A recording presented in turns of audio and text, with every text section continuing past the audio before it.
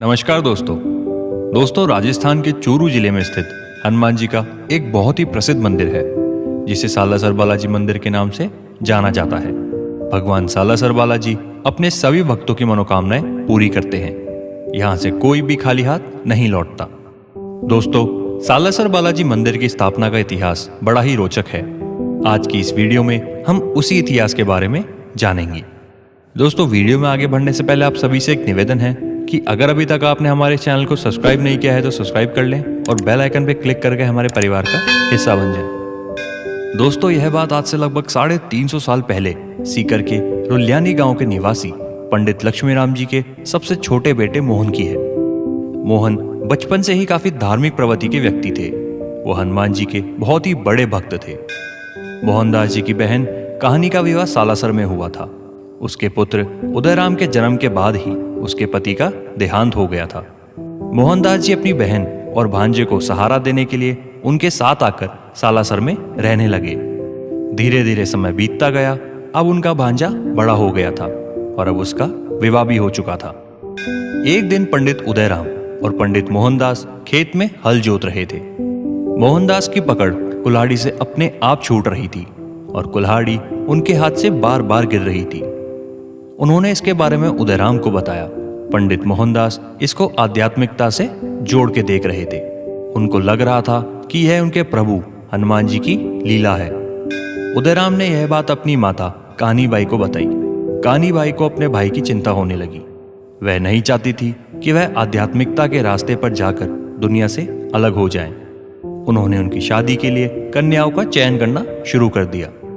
जब कानीबाई कन्या के घर शगुन लेकर जा रही थी, तभी पंडित मोहनदास जी ने एक भविष्यवाणी की। उन्होंने कहा कि जिस कन्या के घर शगुन जा रहा है उसकी मृत्यु हो जाएगी। उनका कहा हुआ यह वाक्य एकदम सत्य हुआ। उसके बाद पंडित मोहनदास जी को सभी लोग एक साधु के रूप में देखने लगे।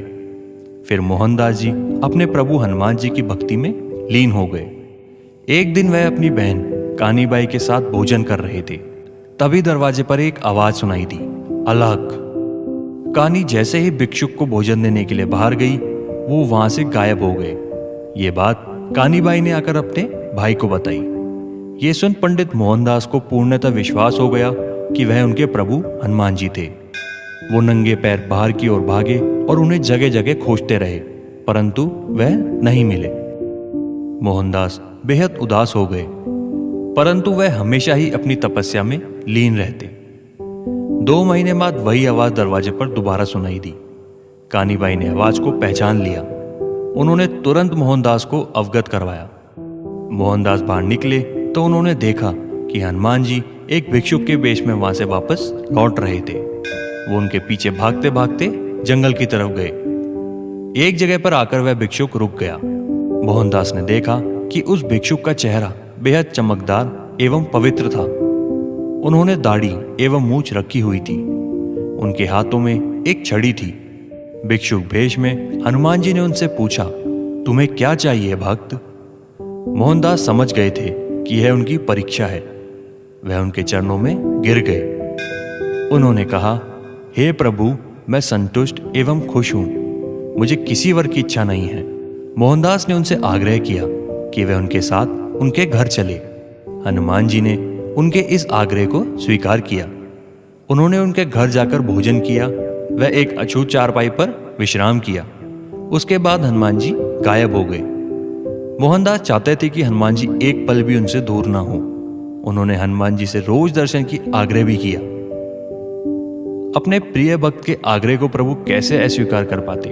उन्होंने मोहनदास को एक वचन दिया कि वह सालासर में श्री बालाजी महाराज के रूप में स्थापित होंगे। एक दिन असोता गांव में एक किसान अपने खेत में हल जोत रहा था। तभी उसका हल खेती करते हुए अटक गया। जब उसने वहां खुदाई शुरू की तो वहां उसे हनुमान जी की एक मूर्ति मिली। उसने यह बात जाकर गांव के ठाकुर को बताई। उसी रात ठाकुर के सपने में हनुमान जी ने दर्शन दिए। उन्होंने बताया कि वह मूर्ति मोहनदास के लिए है। ठाकुर यह सुनकर बेहद खुश हुए और अगले ही दिन गांव के कुछ लोगों के साथ भजन कीर्तन करते हुए सालासर के लिए निकल पड़े और वह मूर्ति ले जाकर मोहनदास जी को सौंप दी।